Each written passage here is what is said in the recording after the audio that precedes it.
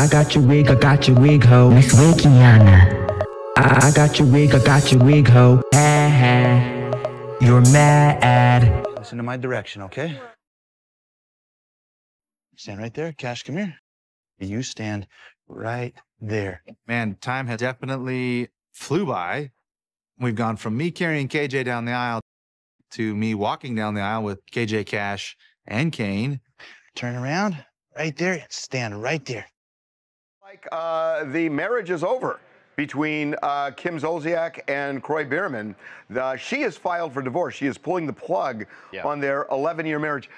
There were rumblings about this for a while, that things were on the rocks. But now she has pulled the trigger and she has filed for divorce. And this is especially telling because just earlier this morning, we published yet another story about Kim and Kroy and their financial trouble. They owe the IRS upwards of $1 million, $1.1 million, in fact, in unpaid taxes, fines, fees, etc. And on top of that, they owe the state of Georgia separate taxes. I think $15,000 worth is what we had. So they're kind of in some financial trouble, it seems. And yeah, just because, you know, you look at it and say, well, it's taxes. Well, it's not taxes. It usually reflects a bigger issue, which is financial trouble. Like, I love to gamble, but there's no casino here in Georgia, so the only way to get my thrill is to buy scratch-offs. I just love gambling.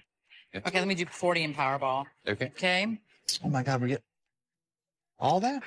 Financial trouble torpedoes lots of relationships. I mean, that is a stressor that accounts for a huge chunk of the divorces in this country. Yeah, absolutely. And guys, we know that from the documents, Kim lists April 30th as the date of separation. Oh, wow. That's what she sees as the date of separation. Oh, so it's really recent. It is very, very recent. Obviously, we've made calls to try to find out if there was a specific thing that triggered this divorce. Again, people are obviously going to speculate that maybe the money problems were obviously, I'm sure, a factor in this. This is her second divorce, though, for Kim. This is a big deal because they've been married more than a decade, right, Brendan? Like, they've been together for a long, long time, dating back to her Roa days, right? Okay, baby, touch him because I need some good look over here. Touch him, honey. Yeah. All right, baby, here we go. She sits there and she just goes at it. And she wonders why her nails are always messed up all the time. Yeah, you don't want to be that quarter either that she... And then she gets mad. It's like she's mad at the thing. Come on, baby. 7, 3, 20. Horrible. Another one bites the nuts. Right, so they met in 2010. So it's been quite some time, 11 years of marriage, yeah. Well, kids? They have 4 kids together. Four kids. Yeah. What is she asking for joint custody? I believe she is, yeah. I think she's asking for joint custody. And also keep in mind, well, that's a big deal. Yeah. Because that's always the marker for me is when somebody asks for joint custody, it's so different than when they ask for sole, physical, or legal, because that gives you an idea that there's not a war going on necessarily. Well, she's actually asking for primary physical custody and joint legal custody, so it may indicate that she wants to care for this Scratch kid. that. Yeah. So she wants primary physical? Primary physical, but joint legal, she said, with generous visitation, I believe, some way like that. I got to tell you, that's a marker to me, and I'll tell you why. When you say joint custody, it doesn't mean 50-50 down the line. You can structure joint any way you want. You could do 30-70 or 40-60 or whatever you want. The concept of calling something joint custody means that people are co-parenting. When you ask for primary physical, it really has a different impact on the family, on the kids, because it looks like the other person is just kind of occasionally in and then out. Right. And as opposed to being in there all the time. So when somebody asks for primary physical, that really is a marker.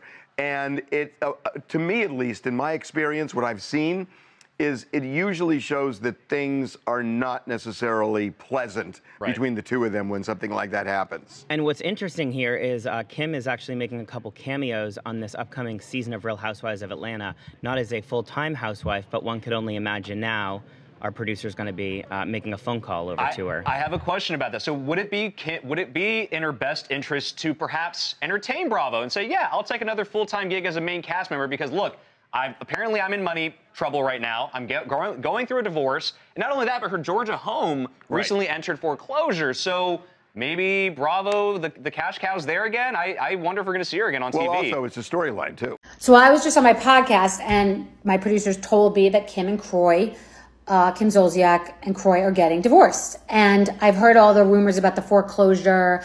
And I thought to myself, marriage is hard enough. Bringing other people into your life and highlighting it for years on TV. I did it for a short time and I paid the price. And I took it like a champ when I was scrutinized, and, you know, they go with you in when it's happy and everything looks great. And everyone's coming with you when it goes down to the abyss in the shit pit, Slumdog Millionaire style. So they invited us into this life, and they've always been people who seem like they're spending more than they have. He's on a football salary, she's on a housewife's salary, and they're spending like the fucking plane's going down. This is my favorite casino. Oh, girl, I am happy as hell now. Hi, honey, how are you? I need to take out 25. 2,500? Yeah.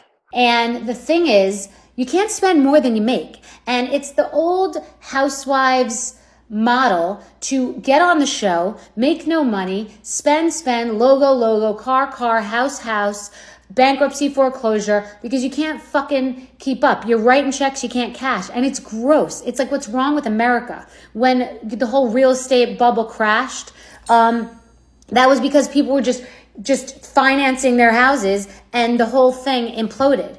And I heard Kim and Kroy owe $1 million each, and it's like, good. Pay the IRS. You got to fucking pay. You want to play? You got to fucking pay.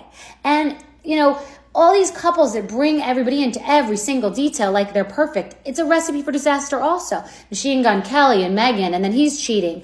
And it's Adam Levine and his wife. Everyone gets humbled real quick. So these two, you know, we're so perfect and we're so in love and we have all this money and we're spending and the diamonds and the this and the filters and the kids and everything. And then when the shit goes sideways, you invited us in when it was going good and it looked like a fairy tale or made us believe it was. Well, guess what?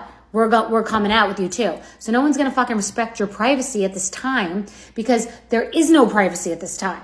And I think I get particularly lit when people spend what they don't have. It's like fucking up the whole system. It's like fucking with the IRS. Like, you pay your goddamn bills. I mean, her hands got to get tired because you got to feed them slots. Come on, big money, baby, big money. $1,000, make you holler. Yay! Why does this noise make my heart beat so fast? We interrupt this program to bring you a special report. Hello, it is the Wigiana, aka The Wig. Yes, the editor and creator of this channel. I know you don't want to hear my voice, but oh fucking well. Anyways, I know some of you have been wondering how you can support my channel. And how you can do so is just leave me a like or a comment. I would love that. And also, I know I do not have my super likes or thanks option on, due to I cannot get paid for my videos, as YouTube does not want to cut the check as I reuse clips from other networks. So if you would like to support, you can do so on my website. That will be in the description below. Thank you, and I love you down. Bye. So I talked about Kim and Kroy and their unfortunate divorce, which I really don't wish a public divorce on anyone. And why I talked about them has nothing to do with them, because I was rooting for them. And I'm sure, you know, they're decent people. I think I've met Kim once in my life. But I talked about them because there's this habit, this terrible habit of spending more than we have. And most people that are paying taxes, you know, are living paycheck to paycheck.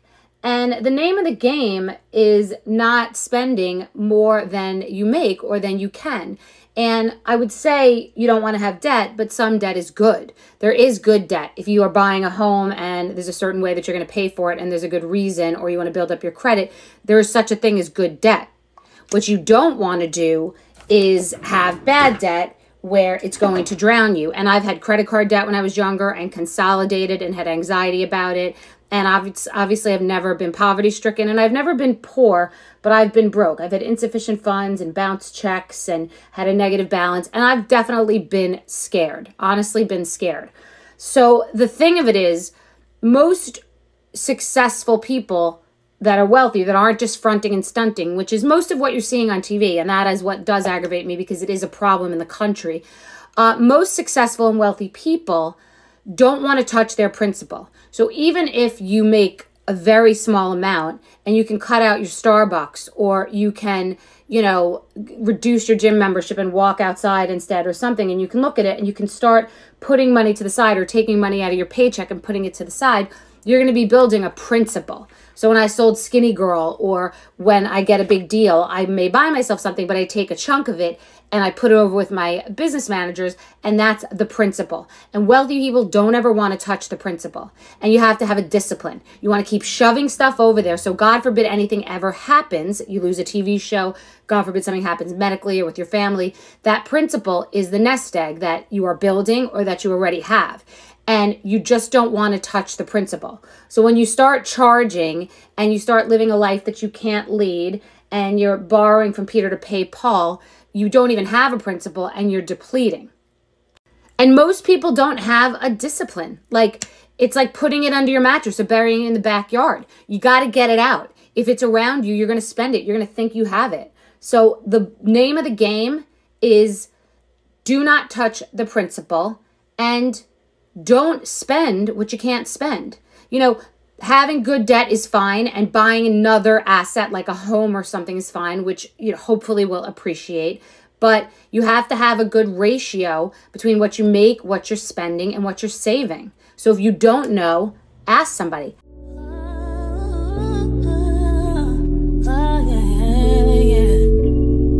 You just came into my world, a little boy without a girl. You just smiled at me. Spent weeks that were up there. We made love so sweet and pure, and then I knew you were. Where's the man I come to know?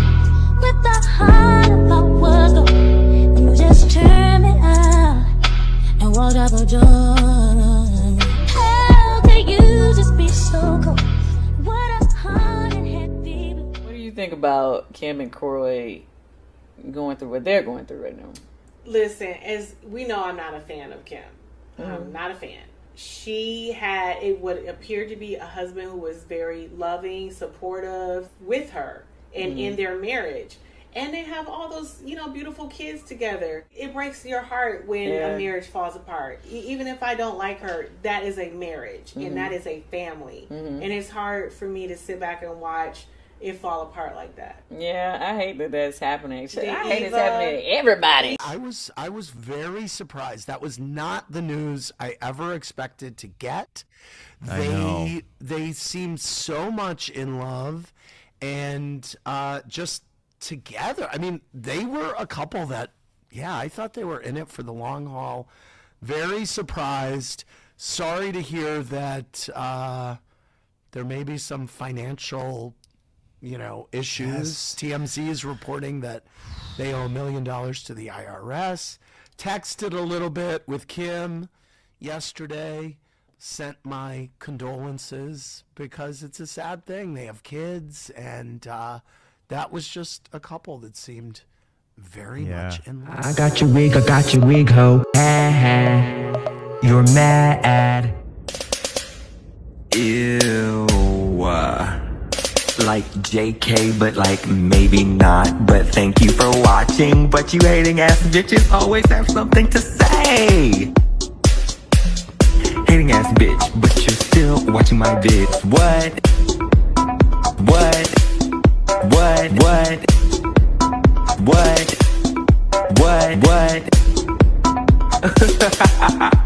You're so upset. But that's like okay, because have a piece of bread, have a Xanax, relax, because I said what I said.